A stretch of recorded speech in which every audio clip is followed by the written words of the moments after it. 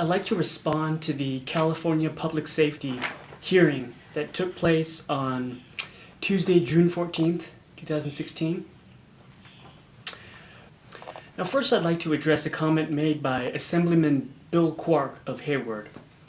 Now, during the portion of the hearing for the bill regarding the reclassification of assault weapons, Mr. Quark attempted to explain why he was in favor of the bill.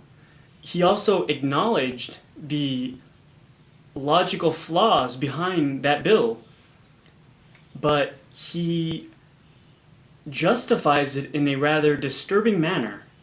Frankly, I'm fighting for all these gun control bills, but I also agree with the opponents in some sense who say, well, all they have to do is go to Nevada or Arizona. Well, if that's all I can do, at least I'll make them spend some money on gas. If that's all I can do, at least I'll make them spend some money on gas. So let me get this straight. Mr. Quark wants to create an environment that nobody will have an assault weapon, but if you are a criminal and you would like some enhanced firepower for your upcoming mass shooting, you can have it for the low price of a single tank of gas. I find that disturbing, personally, but that's just me. Next, I'd like to address Assemblymember Lowe, Evan Lowe of San Jose. He acknowledged the tragedy that happened in Orlando, but arrives at a ignorant, disturbing, and quite frankly, perverted conclusion as to why it happened. And I'm sorry, the gentleman from the NRA, I'm sorry, I didn't get your Yes, Dan Reed with the National Rifle Dan. Association. Thank you very much, Dan. And less than 72 hours ago, 49 people were slain in a nightclub in Orlando. And it's very difficult for me to sit here and look at you in the eyes and have respect for you, sir, Dan, because not only because of the lives have been cut because of your organization, mothers and fathers, but many lives have been shattered from it. I'm going to ask for everyone else who can't be here today because they were murdered by gun violence. Of course, the reason they were murdered was because specifically of your organization, Dan.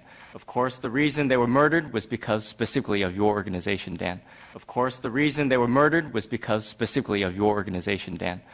Okay, so that has to be the most ignorant sentence I have ever heard emanate from the mouth of a public servant.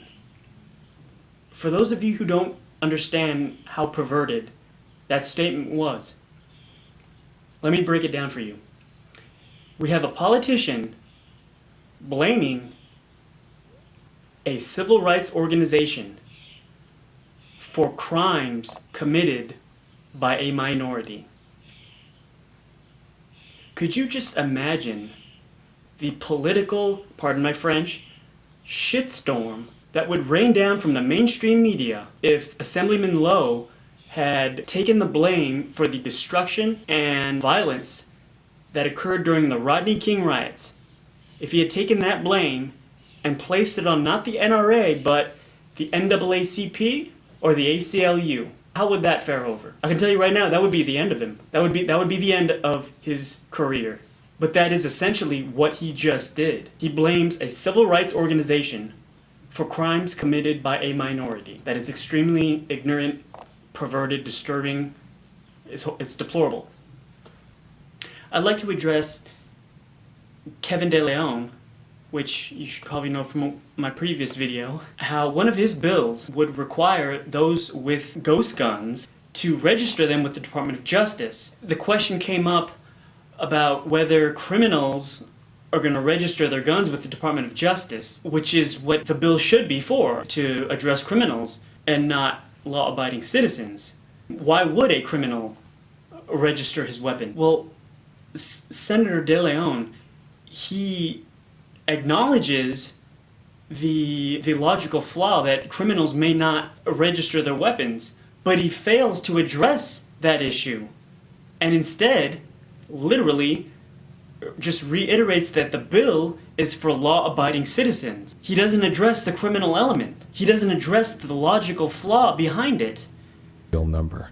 I understand the thesis of some of the arguments that have been made with regards to will a criminal actually go and register with the Department of Justice but this requires a law-abiding citizen. But this requires a law-abiding citizen. But this requires law-abiding citizens who are actually manufacturing the weapons at their place of residence for the period. Yeah. Okay. Now, why doesn't he address the logical flaw? He doesn't address the logical flaw because there is no logical solution behind his bill.